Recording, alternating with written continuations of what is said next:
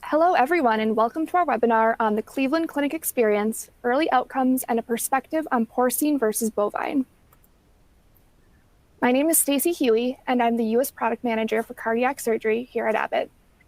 Before we begin, I'd like to go over a few housekeeping items. First, this webinar is being recorded and will be available for on-demand viewing. Second, we have reserved time at the end of the presentation for Q&A. Questions can be submitted at any time through the Q&A feature on your screen. And last, a survey will be provided after the webinar. Please be sure to share your feedback with our team. And with that, I'd like to turn it over to our Surgical Valves Area Vice President, Frank Sobczak, to introduce today's speakers. Thank you, Stacy. It is with great pleasure and my honor to introduce our speakers this evening. Our first speaker, Dr. Edward Soltesz, grew up in Cleveland and attended Holy Cross University in Worcester, Massachusetts, where he studied classics and chemistry. He then transitioned to medical school at Harvard, where he received an MPH. After graduating from Harvard, Dr. Soltesz completed his general surgery residency at Brigham and Women's Hospital in Boston. His next step was to attend the Cleveland Clinic for an advanced aortic fellowship. Upon completion of his fellowship, Dr. Soltesz joined the staff full-time in 2008. Currently, Dr. Soltesz is the Donna and Ken Lewis Endowed Chair in Cardiac Surgery, as well as the Director of the Kaufman Center for Heart Failure and Recovery. Additionally, Dr. Soltesz is the Director of Cardiac Surgery for the nationwide affiliate programs. He performs 350 to 400 surgeries annually and specializes in minimally invasive valve surgery, complex reoperation, heart surgery, aortic surgery, and heart transplants. After Dr. Soltesz is done, Dr. Michael Tong will join us. It is with great pleasure that I introduce Dr. Tong, who is the Director of Transplantation and MCS at the Cleveland Clinic. He performs over 350 to 400 pump cases annually and specializes in hard-to-treat cardiac conditions such as complex valve surgeries, pulmonary endarterectomies, advanced heart failures, aortic surgeries, and pericardectomies. Both of our esteemed speakers have the largest experience in the world with Epic Max. And without further ado, I will turn the webinar over to our distinguished guests, Dr. Edward Soltesz and Dr. Mike Tong. Frank and Stacy, thank you very much. And good evening, everyone. Thank you all for joining and really appreciate the time that you are taking out of your lives to hear us today. And of course, thank you for Abbott for sponsoring this. Here are both of our disclosures. So today, and really over the next 45 minutes, what we would both like to discuss with you is our approach at the Cleveland Clinic for managing patients with aortic valve disease. And of course, about a decade ago, we saw the rise, the explosive rise for that matter, of TAVR valves. And TAVRs really have taken a foothold in all areas of our practice. But we and others have recognized that the treatment of aortic valve disease really needs to be focused for each individual patient. And we need to understand that there really is a lifetime management paradigm that needs to be explored with each patient. That is to say, younger patients now are presenting who we are dealing with on the surgical side, and we need to plan at the outset for the future. So an operation is not just a single event, it really is the beginning of a long process for that patient and a lifetime of management options. And critically important is to recognize that first operation, that first decision really will impact that patient's lifetime. So again, this is something that we have been dealing with here at the Cleveland Clinic for over a decade, and we really want to share how we accomplish this. So to frame our discussion, let's talk about a case. This is a patient from about a year ago, patient of mine, 57-year-old female with a 20-year history of a heart murmur. She was seen in a very comprehensive surveillance practice, but then began to develop some symptoms, some exertional chest pain when she would be walking up hills. An outside echocardiogram, and this patient was from the west coast of the U.S.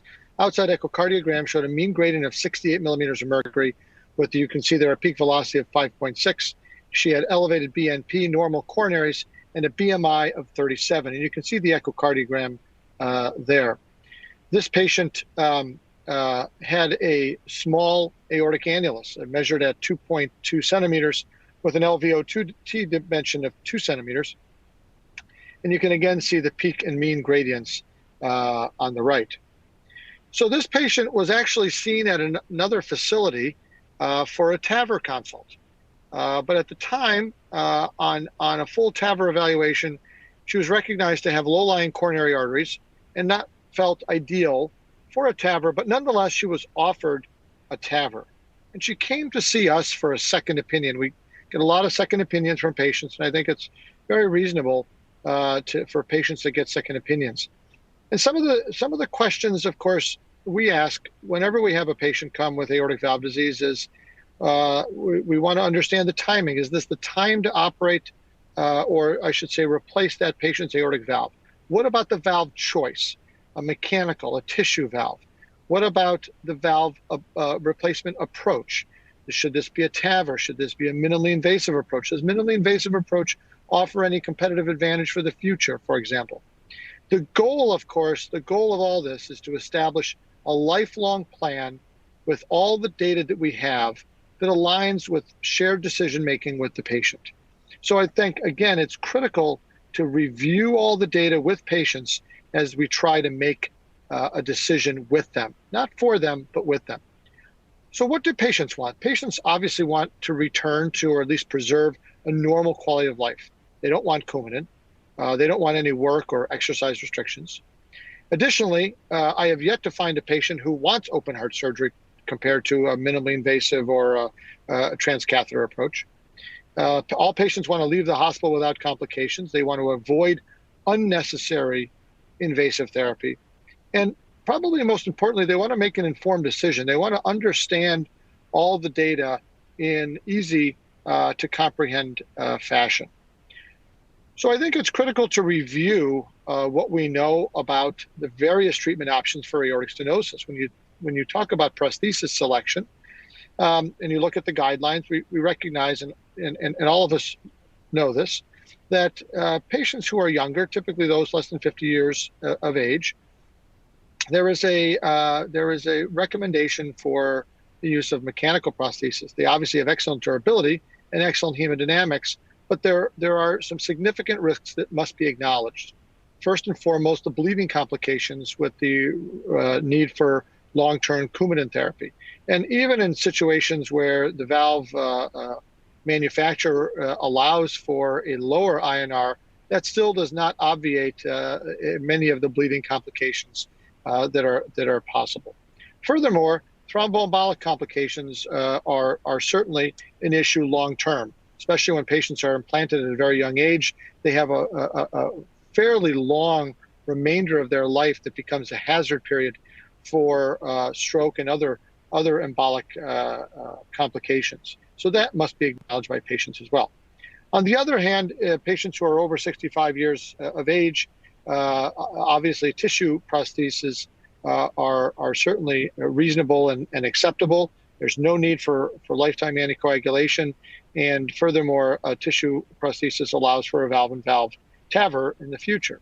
But of course, not all tissue valves last a long time. And especially in younger patients, tissue valves can obviously undergo earlier structural valve degeneration. And reintervention is certainly a risk. Patients must recognize that.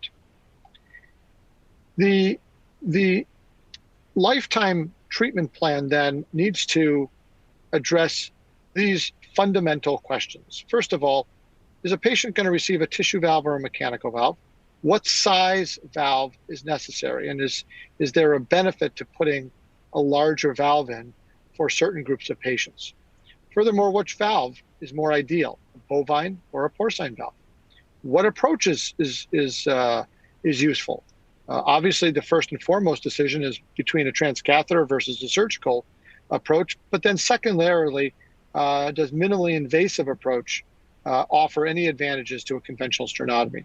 And finally, Are there any concomitant procedures that are required? For instance, in patients with bicuspid valves and potential bicuspid aortopathy, what is the threshold for replacing the ascending aorta or the root? And furthermore, patients with atrial fibrillation, is performing a Mays procedure recommended? If we look at some of the data comparing bioprosthetic versus mechanical valves, I think it is critically important to recognize one very important observation that has held through almost all, but not all, almost all studies, and that is there is no difference in survival between patients who receive bioprosthetic versus mechanical valves. Now, while everyone will obviously point out a few studies, the one here on the left, which was about a 10,000 patient study from the California Medicare database, that did show a difference in survival. But of course, we have to recognize that this was an administrative database. There was tremendous bias present, and I would argue that it is obviously not a good study because there are many others that we can turn to confirm that there is no difference in survival. Look at the study on the right, over 4,000 patients receiving an aortic valve replacement with a tissue valve from the New York Sparks database, and out to 15 years, there was no difference between mechanical and tissue valves with respect to survival. A very large study, over 12,000 patients, this is from over a decade ago from the STS database, showed that in green there, at 16 years, there was no difference statistically between survival between a mechanical or a bioprosthetic valve.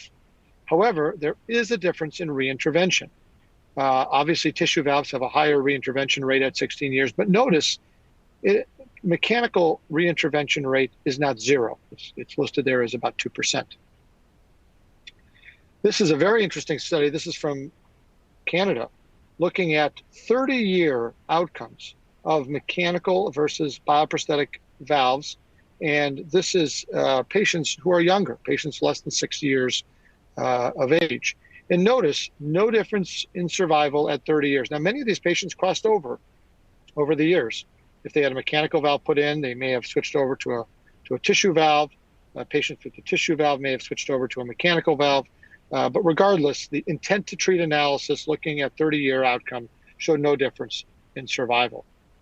We looked at our data and looked at over 1,000 patients, very well matched in propensity score matching between bioprosthetic and mechanical aortic valve replacements a few years ago, and showed out to 18 years, no difference in survival between mechanical or bioprosthetic valves.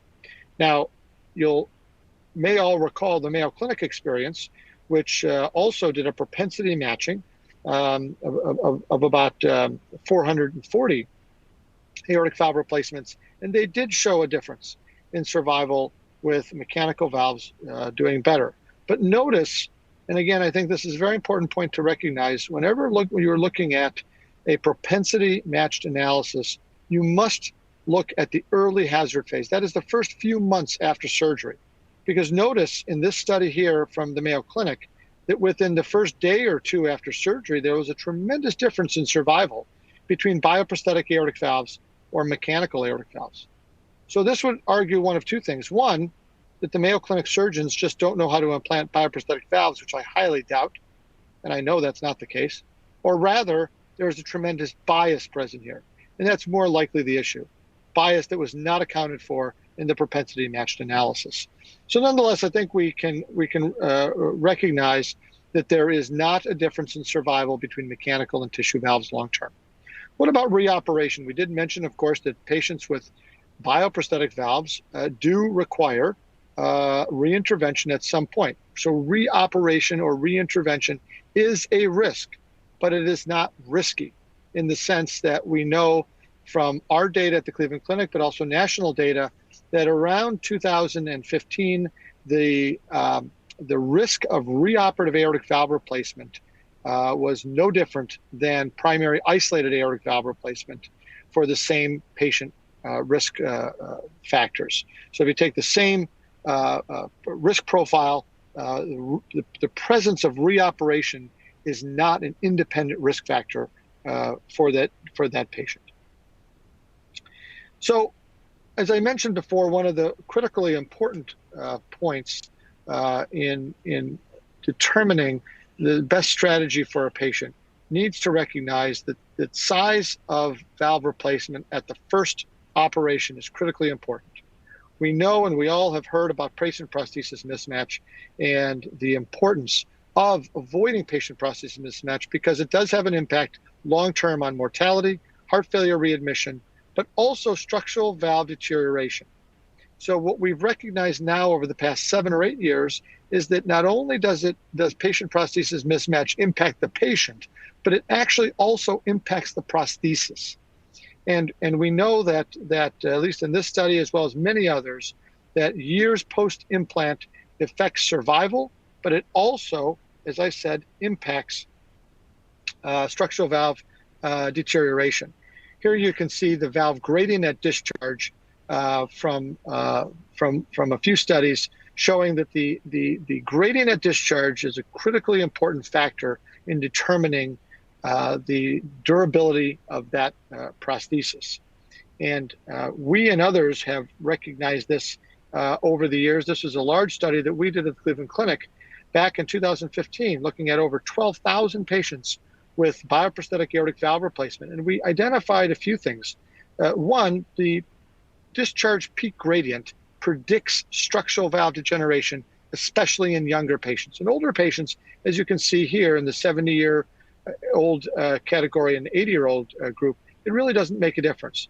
But as you have a higher peak gradient at discharge, particularly in younger patients, that significantly impacts the risk of explant for SVD at 20 years. And now notice on the right side that patient prosthesis mismatch also predicts structural valve degeneration. In this study, if you look at a Z value for a valve that's implanted, that is to say, let's say you implant a valve that is 2 standard deviations below the size that is required for that patient to prevent patient prosthesis mismatch, you can see that would be a -2 Z value. Notice that you begin to see an increase in the 20-year risk of explant because of SVD. So again, patient prosthesis mismatch not only affects patient outcome in young patients, but it also affects valve durability in young patients. Now, importantly, in older patients, patient prosthesis mismatch is not an issue. This is something we learned from studies by Toby Cosgrove and his colleagues at the Cleveland Clinic over 25 years ago in a landmark study, and that really has not changed. Patient prosthesis mismatch is also very important because it burns bridges. So on the left here, you can see a SAVR valve that's implanted with an indexed EOA that is 1.06, and that is in an acceptable range. And of course, over time, we see structural valve deterioration, and we end up at a point that is red.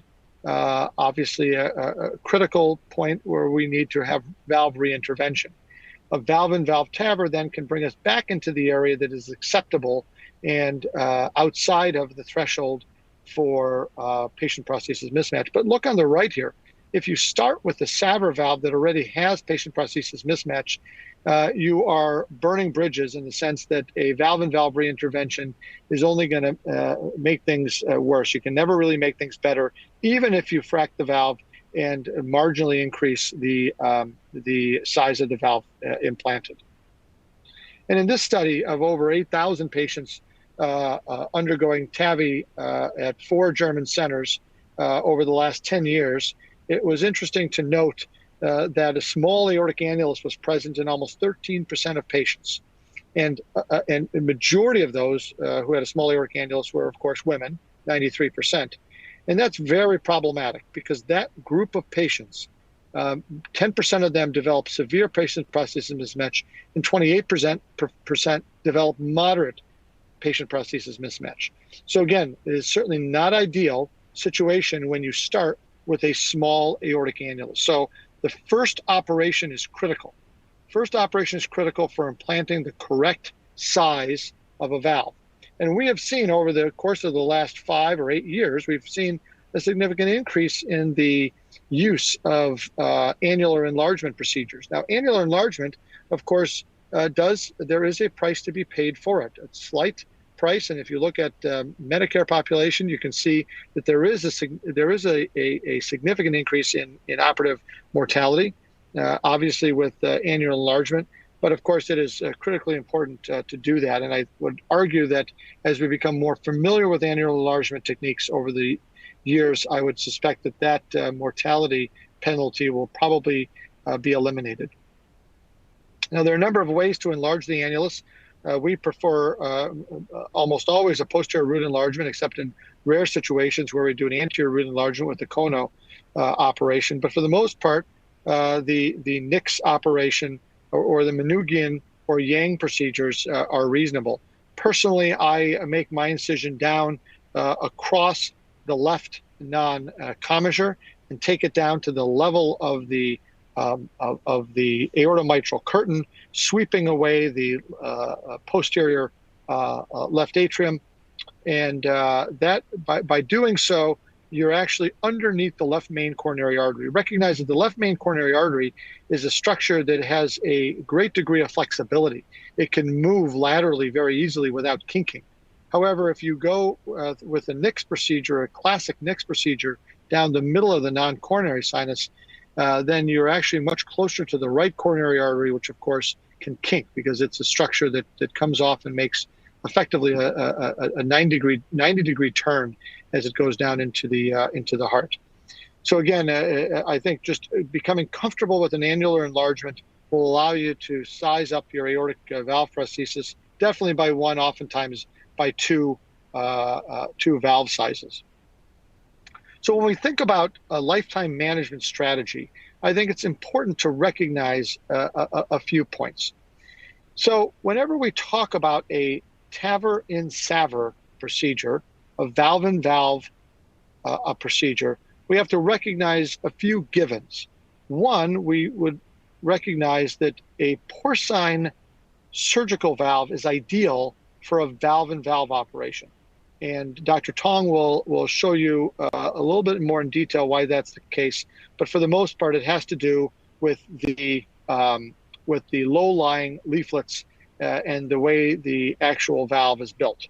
Secondly, to actually offer someone a valve-in-valve, a valve-in-SAVR operation, you must not have patient prosthesis mismatch of the original SAVR. You can never assume that valve fracking is going to allow you to implant a valve that is above the threshold for patient prosthesis mismatch. Lastly, I would say is you have to have a failure mode that is non-endocarditis related. Because obviously endocarditis requires complete surgical debridement of the valve and removal of the prosthesis, potentially even root replacement with a homograft, for instance. Secondly, I would say that a redo SAVR operation, we must recognize that it does not carry with it an increased surgical risk. There is a higher stroke risk present if it happens to be a pericardial valve explant. And lastly, there is no difference in emergency reoperation for structural valve degeneration. I'll show you that in a moment. And lastly, I would say that if we have a TAVR explant and we are going to be doing a surgical valve replacement in the setting of a previous TAVR, many times we have to recognize that we may be needing to do a root replacement because depending on the valve that was implanted, we sometimes see the need to replace the entire root. Now, all of us have recognized that at some point, probably in our training or in our practice, we heard about the belief, and I call it a surgical wives' tale, that porcine valves should be utilized in the mitral position and bovine valves in the aortic position.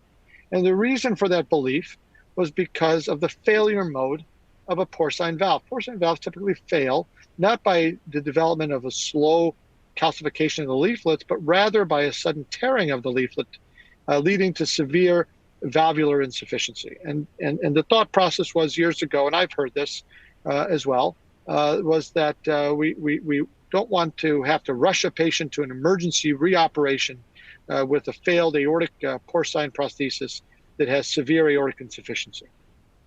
Now, this study was from Toronto General Hospital. and was very instructive because it really recognized the fact that that failure modes of both porcine valves and pericardial valves are different.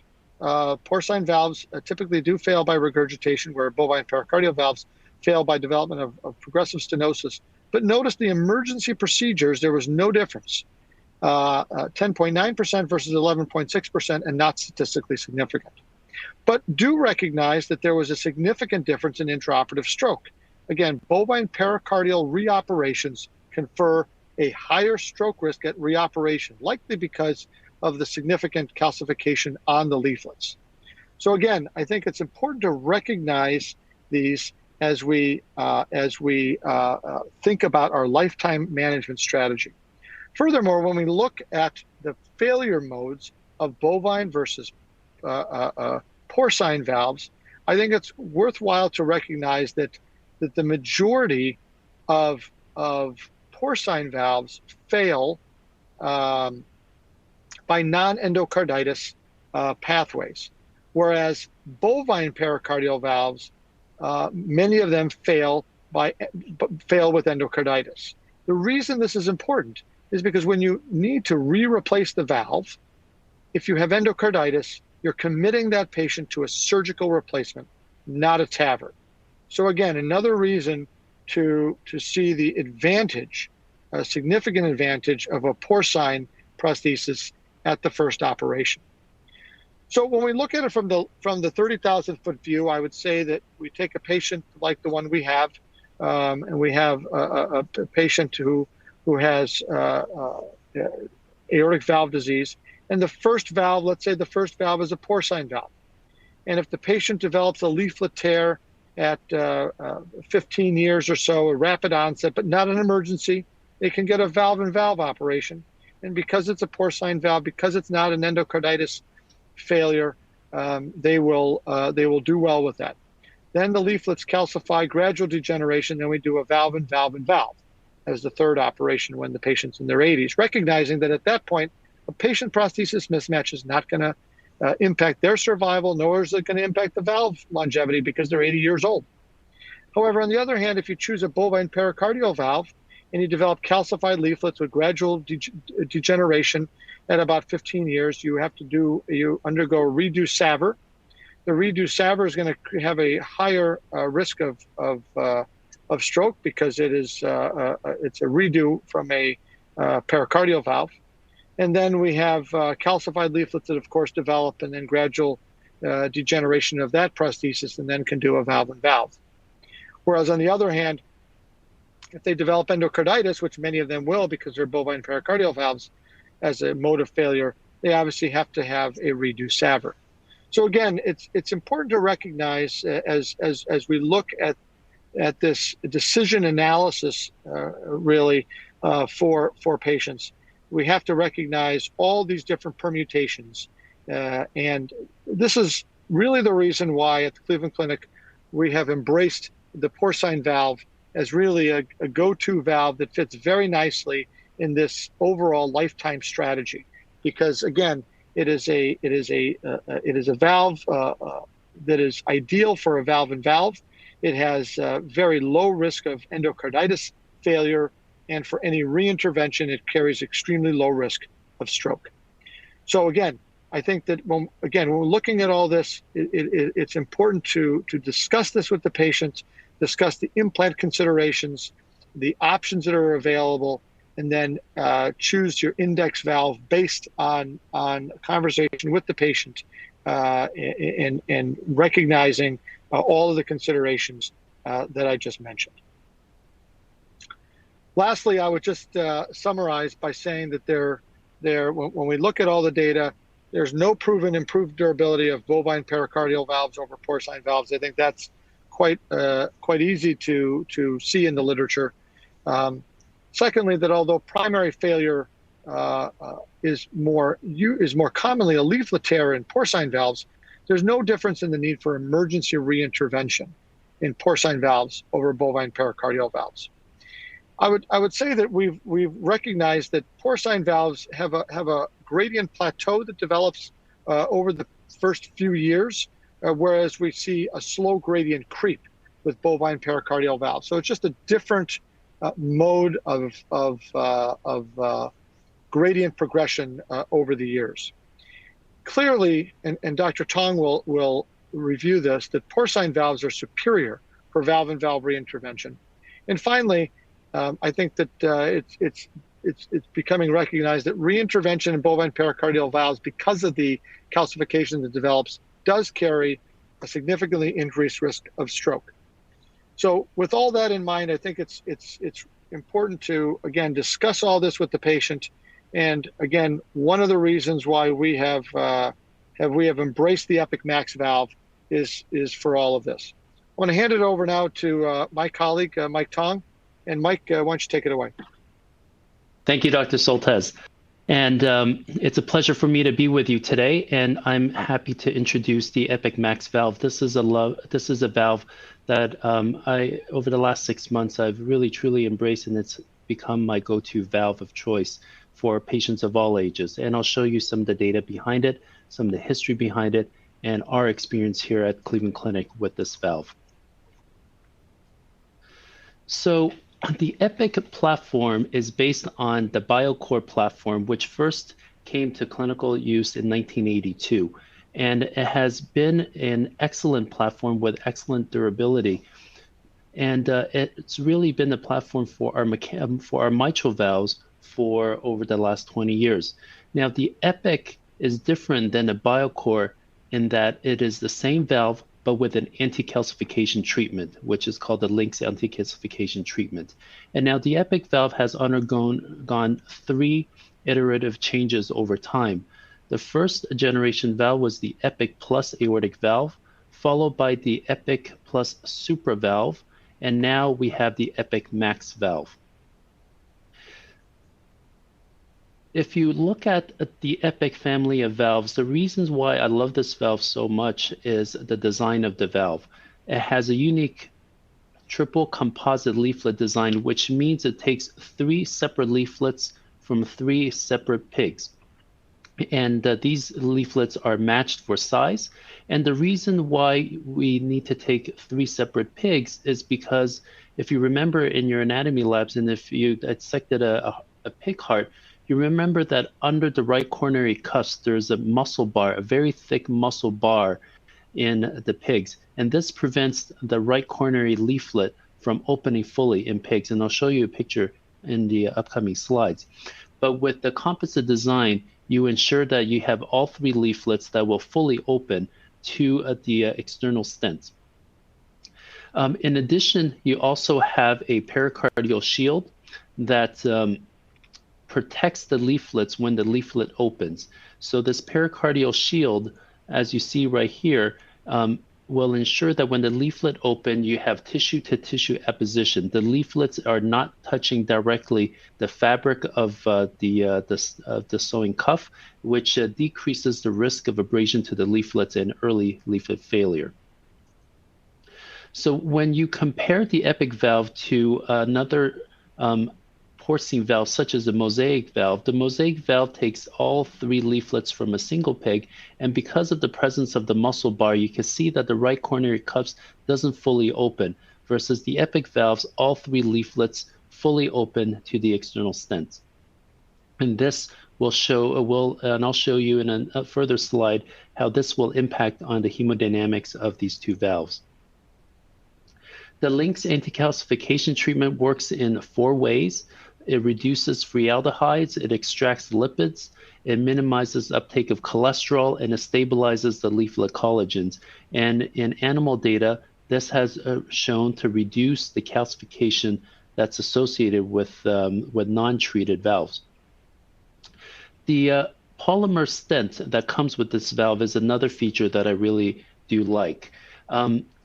This is a stent that's completely made of polymer, and this allows the stent to be very, very compressible. So if you have a patient that has a very small root, or if a patient that has a relatively small sinotubular junction, and you need to get this valve through, you can easily squeeze the valve, deform the valve, allow you to shoehorn the valve into where you need to, and the valve will then pop back into its original shape.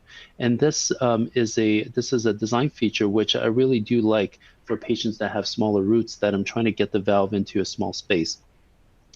And also, when we think about a lifelong management of the patient with valve-in-valve, this valve, in fact, has the lowest fracking pressure required for valvuloplasty, and it's only 8 atmospheres needed to frack this valve, which is the lowest of all the valves that are out there. In comparison, the Inspirus valve has a 16 atmosphere pressure required for fracking. I'll show you in a profile picture later as well how the low stent profile design of this valve also minimizes the risk of coronary obstruction when you're doing valve-in-valve. And the sewing cuff is really nice as well. I'll show you again in the upcoming slides how the Epic Max valve differs from the previous generation and the advantages of the sewing cuff. So comparing the Epic Max valve to the Mosaic valve, the presence of the muscle bar, as you can see, prevents the leaflet from fully opening, and consequently, you see a 30% higher gradients with the Mosaic valve compared to the Epic valve for the same size. When we compare porcine valves to bovine valves, the porcine valves, because of the three-dimensional design of the leaflets that's designed by nature, you have complete coaptation of the leaflets and you don't have that central regurgitation. In comparison, for a bovine pericardial valve, because the pericardium is a flat sheet and you are creating three-dimensional leaflets, you still end up with a central gap that often when you implant a pericardial valve, you'll see some degree of AI on your post-op TEE. And when you measure the regurgitant volume, you have on average 12 cc's of regurgitant volume for the pericardial valves compared to only about 2 to 3 cc's for porcine valve. Now, that 10 cc difference may not seem like a lot, but if you think about a patient who has a heart rate of 80, you're talking about 1 liter a minute of regurgitation that you're seeing with the pericardial valve. This valve has, the Epic platform has also stood up to the test of time. We have 3 large studies of showing the durability at 10 years in over 14,000 patients, and all 3 studies showed a durability of 95% or more. Finally, when we think about lifelong management of these patients, when we think about down the road TAVI that we're doing valve-in-valve, the reason why a porcine valve is superior for pericardial valve is for the following reasons. You can see that the profile of this valve is much shorter compared to a pericardial valve. And this, by the way, is the reason why we at the Cleveland Clinic use almost exclusively the BioCore valve, now the Epic valve, in the mitral position. That low height of the valve decreases the risk of LVOT obstruction. But in the aortic position, that decreased height decreases the risk of coronary obstruction. Also, when you place the valve through the porcine valve, the porcine leaflets will retract down towards the annulus, versus a pericardial valve, the leaflets will rise up to the level of the top of the stents. When you place both the core valve and the balloon expandable valves through the Epic valve and the pericardial valves, you could clearly see that in the Epic valves, the leaflets retract down and you have all the space for blood flow, minimizing the risk of coronary obstruction, versus the pericardial valves, the leaflets will rise up towards the top of the stent and increase your risk of coronary obstruction. These are some of the reasons why often we have to operate on patients who are elderly with prosthetic valve degeneration, is because of the risk of coronary obstruction. TAVR is just still not an option for some of these patients, and we're obligated to undertake a high-risk redo patient. But with the porcine valves, it reduces that risk. Also, the design of this of the polymer is such that you also have radio-opaque markers at the top of each 3 of the stents, and also at the sewing cuff at the level of the annulus. And these bio-opaque markers will facilitate placement of the valves. Now, up to now, what I've described is common to all Epic platforms, but what's unique about the Epic Max valve is the sewing cuff, and which is the adaptive cuff. Now, in the previous generation valves, the cuffs all had a silicone filler, which the help with the needle placement. However, the silicone filler does create some bulk and decreases the size of the valve that you can implant in an annulus. With the Epic Max valve, the silicone is fully removed, and all you have left is the extensible knit fabric, which is similar to the Regent valve, for those of you that are familiar with the Regent valve. With the fabric, what you can see is that it's easily distensible. You can easily pull the fabric out, which then allows you to place the sutures. But once you seat the valve, as you start seating the valve, the fabric will completely collapse and allow the valve to go down very easily into the annulus. This ensures that you can place as large of a valve or the biggest valve possible for that limited space. And ultimately, that's what we're all trying to accomplish, placing the valve that has the largest internal stent diameter relative to the external stent diameter. And when less space is used up by the sewing cuff, this allows you to place a larger internal diameter valve. So one design feature that I do want to draw attention to you tonight, which is unique to the Epic Max valve, is the size. So if you look at the 3 generation of valve on the left, on top you have the Epic Plus, followed by the Epic Supra, and finally the Epic Max on the bottom. All 3 of these valves are 23 millimeter valves. However, when you look at the internal diameter, on the Epic Plus, it's only a 21 millimeter internal diameter. On the Epic Plus Supra, it's a 23 millimeter. And in the Epic Max, it's a 25 millimeter. In other words, if you have a 23 millimeter Epic Max valve, this will have the same internal diameter as a 25 millimeter Epic Supra valve, and it has the same internal diameter as a 27 millimeter Epic Plus valve. And when you're sizing the valve, it's extremely important that you're using the Epic Max sizers. The sizers are not interchangeable between the generations because of the differences in size. So when you use the sizers, there's 2 ends. One end has a barrel, and the other end has the mold of the valve. The barrel is the true size, so if you have a 25 millimeter sizer, the barrel end will be exactly 25 millimeters. But it's important when you size to use the actual mold of the valve. And whichever size you can get the mold in is the size of the valve that you should use.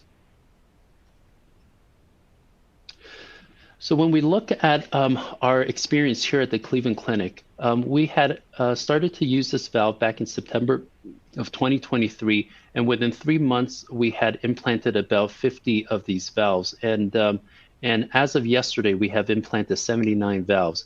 So we looked at our first 50 implants. Of these, 46 were aortic valves, 4 were pulmonic valves. We had no mortality in this entire cohort.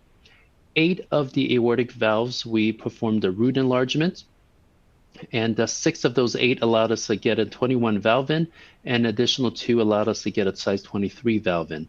30 of the 46 patients required concomitant surgery with either bypass, mitral valve, aortic, etc. When we looked at the hemodynamics of the valve intraoperatively, because of the short follow-up time, we really don't have long-term follow-up or even medium-term follow-up.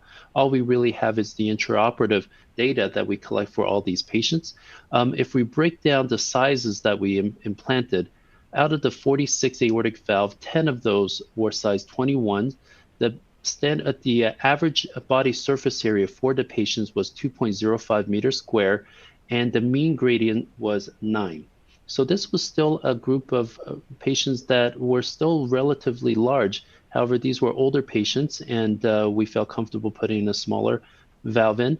The mean gradient was still very low, only 9. And the 25th and 75th percentile gradient was 8 and 11.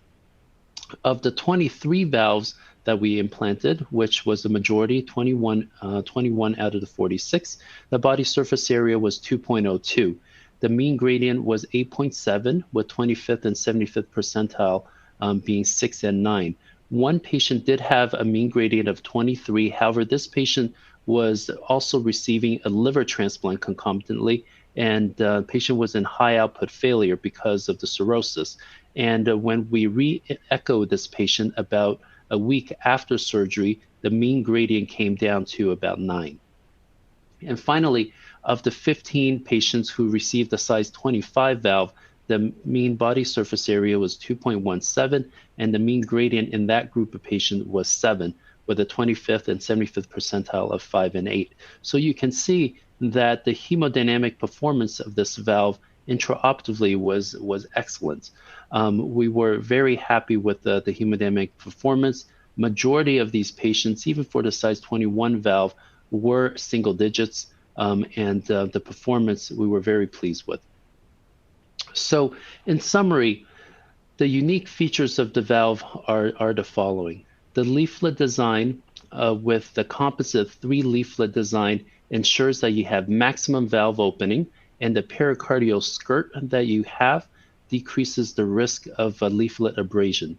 Second, the stent that is there along with the adaptive cuff ensures that you can place the valve with the largest internal diameter relative to the external diameter. And when we think about lifelong management of this patient for valve-in-valve in the future, this valve truly is the ideal platform for future valve-in-valve, mainly because of the low height of the stents. Also, the fact that the fracking pressure is the lowest of all the valves that are out there, and the fact that the leaflets will retract once you do a valve-in-valve.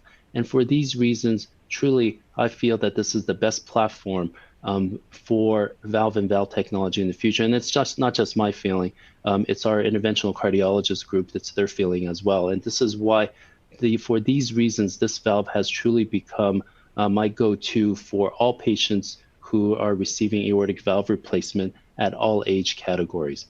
And with that, I will conclude our presentation. Thank you for your attention, and we look forward to our discussion afterwards. Thank you very much.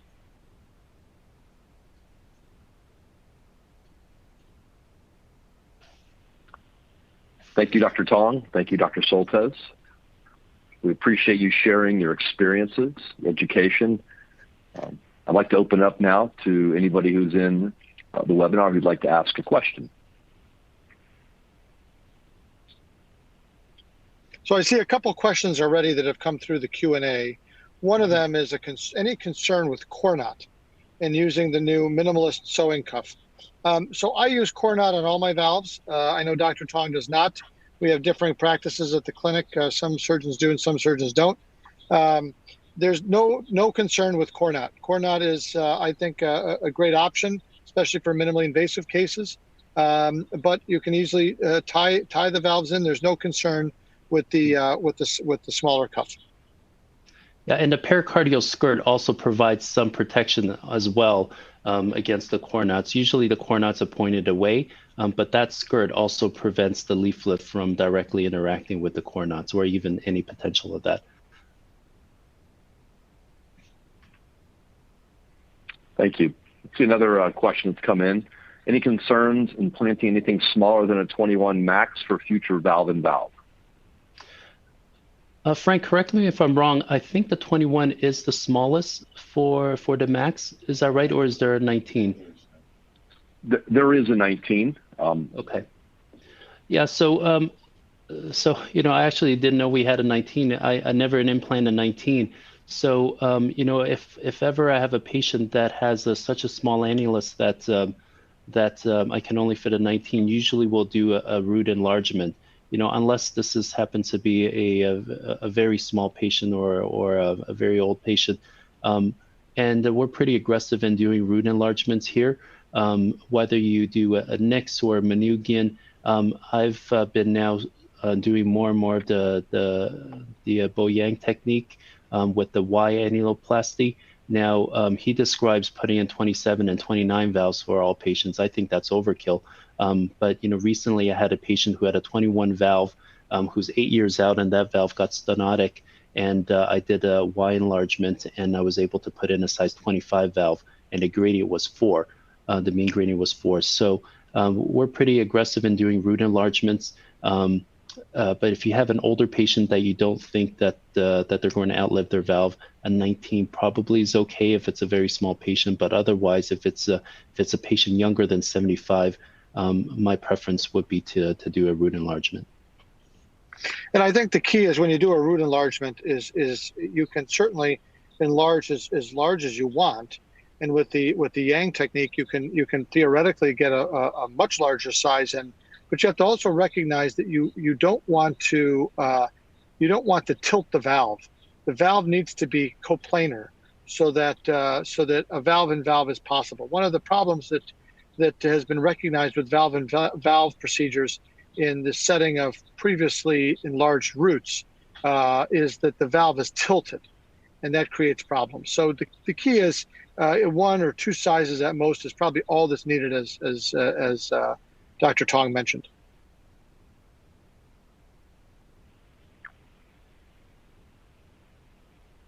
Dr. Soltesz, Dr. Tong, you have the largest experience of Epic Max in the world. And it sounds interesting, but any advice you would give on, every valve has its uniqueness to its sizing, how the sizer is used. Any advice you might give our audience tonight on what was your evolution or your learned lessons with Epic Max? Yeah, that's a great question, Frank. And I think the most important factor here is that when you size the valve, you got to use the molded side and not the barrel side. Previous valves that I've used, I've mostly used the barrel as a sizer, but for this valve, you really have to use the mold, because the mold is quite a bit bigger than the barrel. And one thing that I want to mention with the mold, if you look at the valve itself, as I described, the sewing cuff will stretch out. So when the sewing cuff is fully stretched out, it's about 2 millimeter diameter larger than when the sewing cuff is collapsed. The mold is actually in between those two sizes, so it's slightly bigger than having the valve collapse, but it's smaller than when the valve is fully stretched out. So if you can get the mold in and your coronaries are free, you will have no problem getting the valve in.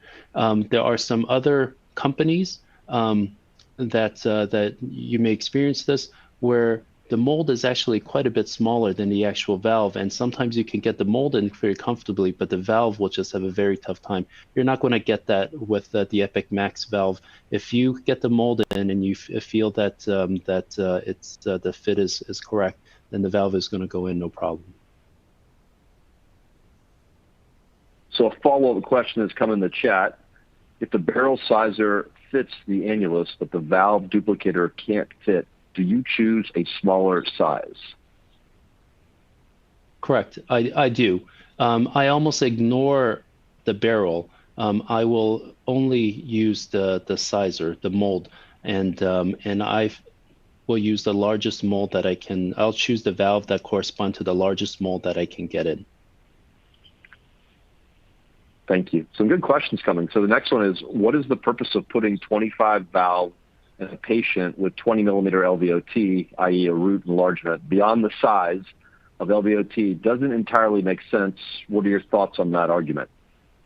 So if you look at the 25 millimeter valve, when the valve is fully open, if you actually then put a Hagar through the valve, you're not going to fit in a 25 Hagar. It's going to be an 18 or 19 Hagar.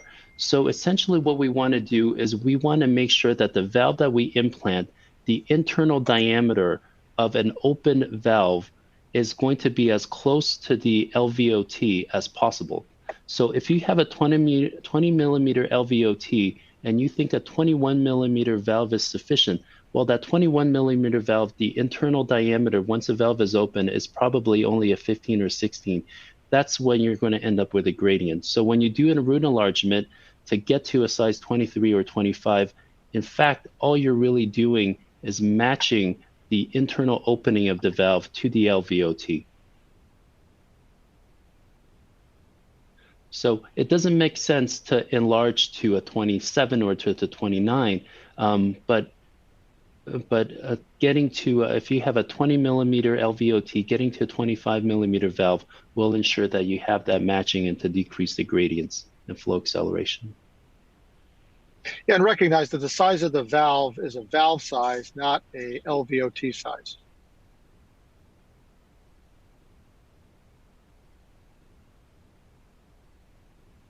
Thank you both. I got another one that has come into the chat. Do you use pre-op CT to help decide the prosthesis size?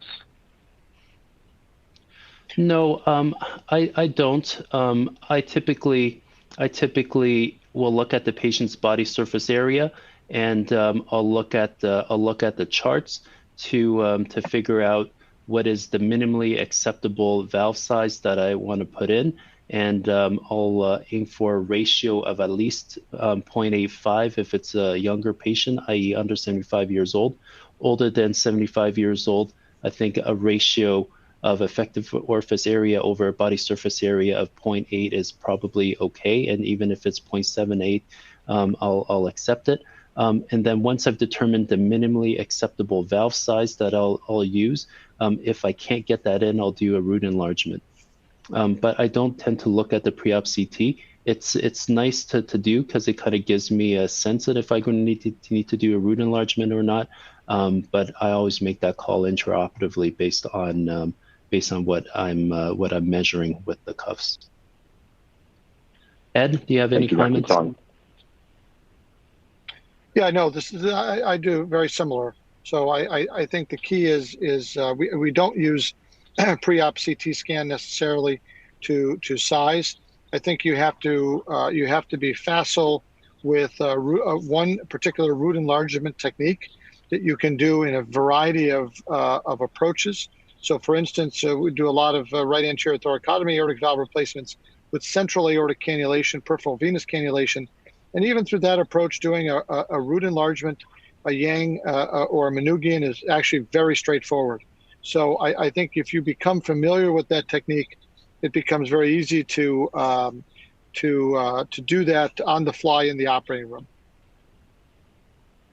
Thank you, Dr. Soltesz. We were up against the time. We've got two more questions, and then we'll call it an evening. And I appreciate both your times. The first one is, what material do you use for root enlargement? So you can use either. Yeah, go ahead, Ed. No, you go ahead. So either bovine pericardium or the patient's autologous pericardium. You could theoretically also use a graft that is cut. I think the key is, in this day and age, we're trying to be cost conscious. Autologous pericardium is very straightforward and easy and cheap and works very, very nicely.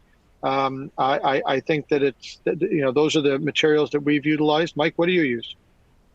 I use the same bovine pericardium or autologous pericardium. Now, Yang, when he describes the Yang enlargement, he uses the Dacron patch, not the graft that you cut open, but a rectangular patch. When I do the Yang enlargement, I just use pericardium, and it works just as well, and I find it easier to work with. And that's actually a good answer leading to the last question. It's around cost savings. Biobental. I know I've seen it done at a couple of other institutions across the U.S. where they've taken Epic Max. And have you had that experience? And if so, what are your recommendations with it?